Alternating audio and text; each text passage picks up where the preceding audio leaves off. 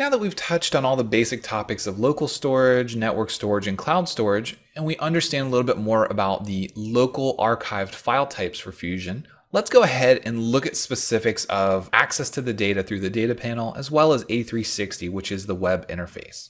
So again, what do you need to know? What kinds of things do you need in order to work with this? Well, first we need to understand what the data panel is and where it is. We need to understand what A360 is and where that is. And we need to understand how our data can be shared. So we're going to talk about all three of those topics, and we're going to get into Fusion and look at the way that this works. So first, the data panel. Now, if you're using this course, I'm assuming that you've already started and opened Fusion and you've played around with it and you understand how to access your data. But if not, let's talk about the very basics of where everything is. So on the left-hand side of your screen, we have access to what's called the data panel. This is the root directory for all of your projects. And we'll talk a little bit about the difference between projects and folders and what hubs are, which is coming in our next module. But in this one, we really just want to focus on the generics of where things are. So the data panel is on the left-hand side. And for us to get access to that, let's go ahead and hop into Fusion. When you start Fusion from scratch, this is typically what you see.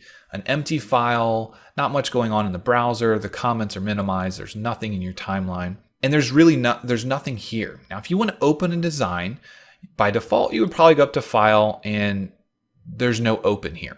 So this is not your traditional CAD system. This is not what you're used to, because there's nothing that says open. There, you can say new design, which will open up a blank file, new design from file, which allows you to upload something to the machine, but there's no open, right? So there's open details on the web, but there's nothing here.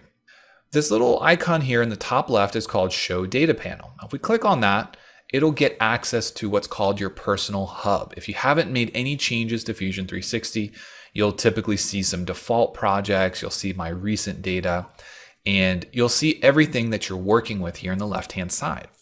Now, when we talk about the data panel, we talk about this information, really what we're looking at is access to your hub and anything else that has been shared with you.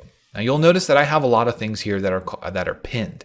And you can place a pin in anything, which will automatically place it at the top of your data panel. So that way you can get quick access to it. So right here we have a folder. It looks like a folder called Pluralsight, but what this is the top level project. So if we click on this, it opens up all the subfolders inside of Pluralsight. Now this data panel has a few things going for it. We can see what people this is shared with. We can do things like create new folders, upload new data to the cloud, as well as look at any settings that apply to your data panel. Now the settings typically allow you to view as a list or view as a grid, or change it how it's sorted by last updated or by name.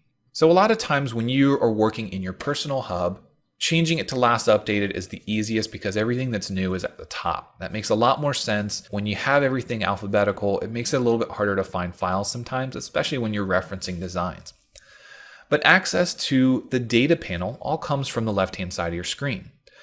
Refresh is typically reserved for things like checking if files have been saved and updated to the cloud, or taking a look at things that have been uploaded to see if they're ready. Most of the time it does it all by itself. You don't have to do that.